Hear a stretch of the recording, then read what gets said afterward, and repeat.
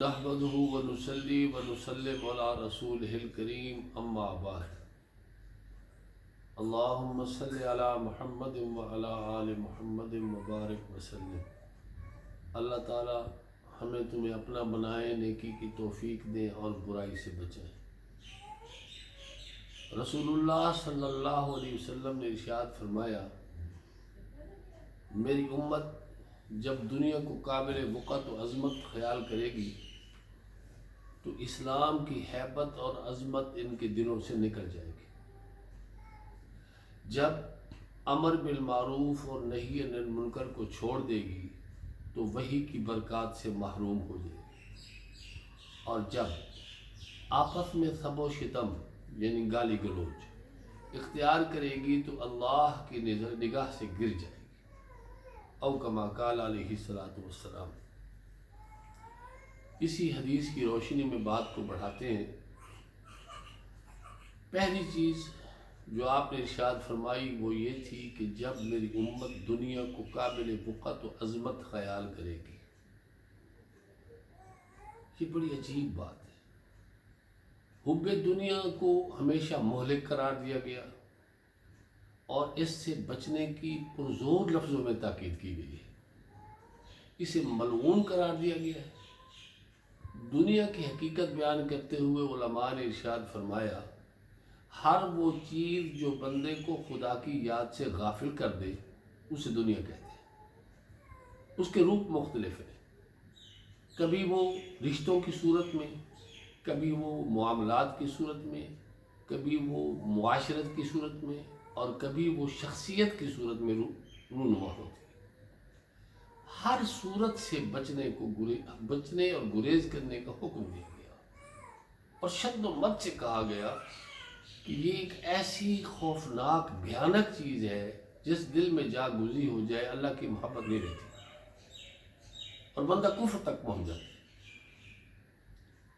عہد صحابہ میں اسے یوں تقسیم کیا گیا کہ دل میں ایمان اور دین رکھا گیا اور ہاتھ میں دنیا رکھی گئی۔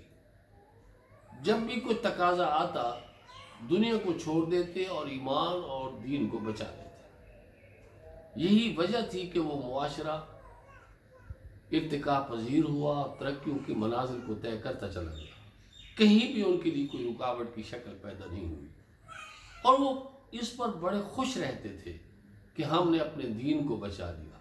ان کی دنیا کو اجڑتے دیکھا عرب نے، اہل مکہ نے، اہل مدینہ نے، پوری دنیا نے اور تاریخ عالم نے، کہ انہوں نے اپنی دنیا کو ٹھوکر ماری، لات ماری، تھوک پھینکی، اور ایسے بے نیازی کے ساتھ گزر گئے جیسے دنیا کے ساتھ ان کا کوئی رابطہ اور واسطہ بھی نہ تھا۔ جس کی ایک زندہ مثال مدینہ منورہ میں پیش آئی۔ عین فصل کے پکنے کے دن تھے اور انحصار سارا کھجور پر تھا۔ ادھر سے جہاد کی آواز لگی تو صحابہ مزے کے ساتھ سارے پوری تیاری کے ساتھ جہاد کے لیے نکل کھڑے ہوئے۔ حالانکہ اس وقت ان کی تمام تر ضرورتیں تھیں، ایسے معاشرے میں رہتے تھے جہاں یہود سے واسطہ تھا، طنز و تشنیع کا معاملہ بھی تھا، اور تھے بھی مفلوق الحال، تنگ دست مہاجر ہو کر آئے تھے۔ سارا عرب دیکھ رہا تھا ان کی زندگی کو، کیونکہ یہ مثالی زندگی تھی۔ تو یہودیوں نے بڑے طعن و تشنیع سے کام لیا، کتنے سادہ لو ہیں یہ، اپنی پکی ہوئی فصل کو، تیار فصل کو چھوڑ کر جہاد کے لیے جا رہے ہیں۔ تو صحابہ نے ایک بڑا خوبصورت جواب دیا جسے اللہ جل شانہ نے اتنا قبولیت سے نوازا کہ اس کی مثال نہیں ملتی۔ فرمایا، ہم رزق کو چھوڑ کر رازق کی طرف بڑھ رہے ہیں، اور اللہ نے اس جملے کی یوں لاج رکھی، آج 1500 سال گزرنے کے بعد پوری دنیا میں اگر سب سے زیادہ کھجور فروخت ہوتی ہے تو مدینہ منورہ کی برکت سے نواز دیا۔ وہ تھا معاشرہ۔ اب اس معاشرے کو دیکھیے، یہاں حب دنیا کو دیکھیے، کس تفاخر کے ساتھ دنیا کی محبت کو بیان کیا جاتا ہے، کس طرح ریجھ رہے ہیں ہم دنیا پر اور دنیا کی شکلوں پر، اور کیسا ہم اپنے آپ کو کامیاب انسان سمجھ رہے ہیں کہ ہم نے دنیا کو سمیٹ لیا۔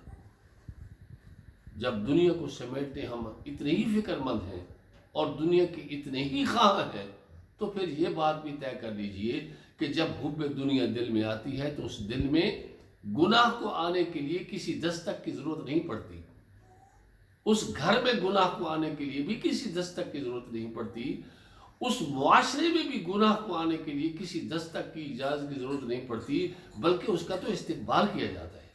ہاں البتہ نیکی کو آنے کے لیے دستک کی ضرورت ہوتی ہے۔ یہ ایک بڑا زبانہ جملہ ہے۔ نیکی کی کسی بھی شکل کو آنے کے لیے، فرد کی زندگی میں، معاشرے کی زندگی میں، ملک کی زندگی میں آنے کے لیے نیکی کو بارہا دستک کی ضرورت ہے اور اجازت کی ضرورت ہے۔ نیکی تڑپتی دکھائی دیتی ہے اور گناہ مزے کے ساتھ خرام بڑھتا دکھائی دیتا ہے۔ کیوں؟ دل حب دنیا سے آشکارا ہو گئی۔ یہ دنیا جو اللہ جل شانہ سے غافل کر دیتی ہے، اس پر ایک مفکر نے بڑا خوبصورت کہا، آ تجھ کو بتاؤں میں تقدیر امم کیا ہے، آ تجھ کو بتاؤں میں تقدیر امم کیا ہے، شمشیر و سنا اول تاؤس رباب آخر دعوانا الحمدللہ۔